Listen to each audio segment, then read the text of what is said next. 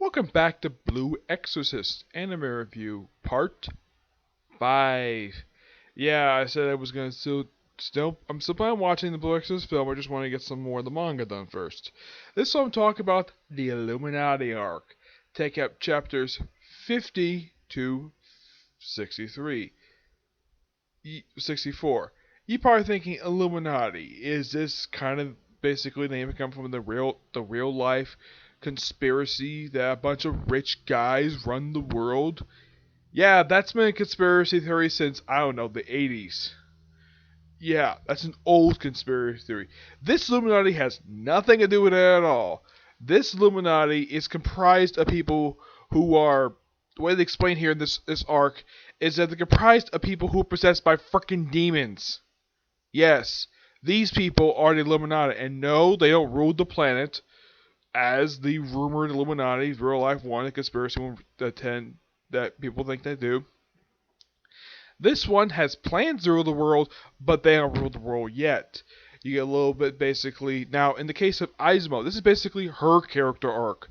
Basically, it's revealed basically that her mother's alive, and the fact she has a sister. And also, Renzo, they explain a little more about him in this arc. And of course, you have the cram school going to rescue her. Because why not? I mean, it's not like basically these characters have fought giant demons already, despite the fact they're X-Wires. They're not really supposed to do it, but they do anyways. And they go and rescue her. And of course, she also has to fight something called Nine Tails. I'm thinking, is Karama gonna show up in this series? No, it's just some other demon called Nine Tails. It's a fox demon. Which I'm thinking, yeah, it's kind of like a. For what I can tell about the Nine Tails that they explain in here, it kind of reminds me a lot of Kurama from Naruto, the nine-tailed fox that Naruto is the host to. Yep.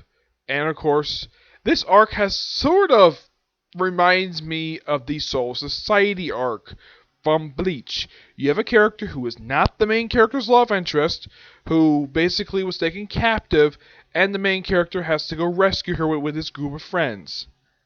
And of course, when he tries to rescue her, turns down, eventually gets rescued anyways. But at least she's not being executed this time. No, as for why they kidnapped her, they want her to fight some nine-tailed demon. And she does defeat it, while wearing this mask that basically the same time mask that Lucifer himself wears. And he's described as the King of Light. Okay? When I think of Lucifer, I think of just another name for frickin' Satan. Yeah. This overall is a really damn good story. Even though, yes, it takes up 15 chapters, and, well, they also have like this, they also go to like this tourist facility, this tourist place, basically, that was set up by the Illuminati, as part of agreement with this town, basically set up this factory that they would make a tourist attraction. They get a tour, they also go to a shopping mall, which is basically it looks like a fairly new shopping mall that just opened, yet nobody's here, and this is where the Illuminati's base operations is. Well, one of their bases, not their main one. Eventually, they do free Izumo, and that facility is abandoned by Illuminati, and so they're running about. So, Bond goes back to his temple to tell people he knows that Renzo has turned traitor. And it turns out he's actually a double agent. Yep. I mean, yes, he was a spy for them, but he's also a spy for his order. Yep, he's basically a triple agent.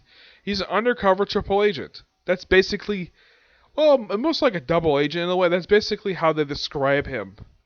Yeah, but this overall, yeah, and that's how the story ends with the revelation of that little thing. Yeah, so the cheer-free guy is a very vindictive guy. This is the guy who in the previous arc has stabbed Enzo through the freaking neck. He's, oh yeah, I promised I wouldn't harm you, despite the fact you did. Yep. I'm trying to think if there's anything else. Not really, no. It's just, this is a pretty long arc, and the next arc, believe it or not, is the Exorcist arc. Yep. That is, the Exorcist exam is in fact the very next arc of the series. And this was only like just 9 chapters. This one hopefully won't take me too long, but it won't be up to like later on today. But next thing I'm going to do is going to be a comic corner. Normally, I did my last video, I took a little bit longer to talk about it, but I basically described a good chunk of basically what happened in this particular arc. But mostly, like I said, this is a character arc for Izumo.